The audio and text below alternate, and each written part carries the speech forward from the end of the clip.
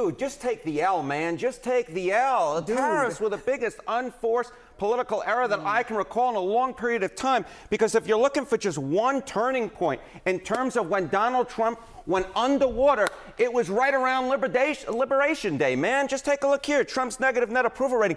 Every poll since March 29, 2025, right? Liberation Day was just a few days later. That means that Donald Trump, there hasn't been a single poll that meets CNN's standards for reporting in which he has had anything but a negative net approval rating for 389 days. As I said, dude, just take the L. Tariffs are a terrible political thing for you, my man. Why were the tariffs really this sort of key to seeing this downturn in the polls? Yeah, because, you know, Trump, obviously, he ran on tariffs, right? But the idea was much more popular in practice than it actually, or as an idea than it actually was in practice. Because just take a look here. I mean, this just gives you the name of the game. Americans on Trump and tariff in the 2024 election versus Kamala Harris. Look at this. Trump was trusted more on tariffs by 12 points. But look at his net approval rating down. Look at that. That's an over 40-point shift away from the President of the United States. He's 48 points underwater with independence on tariffs. This is just a political disaster. And the longer he drags it out, the more and more it can hurt his political standing. Well, it certainly hurt the economies,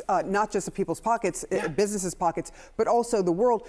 Did anyone benefit from this when it comes to like global leadership? Yeah, the people who stood up against Donald Trump. That's who benefited from it. I mean, just take a look here. I mean, Mark Carney, obviously in Canada, look at this. His net approval rating plus 24 points. How about the president of Mexico, Claudia Sheinbaum? Look at this, plus 41 points on the net approval rating. So the people who stood up to Trump on tariffs, those are the people who benefited versus Donald Trump. When he went up against these world leaders, well, he just went right straight into the political basement.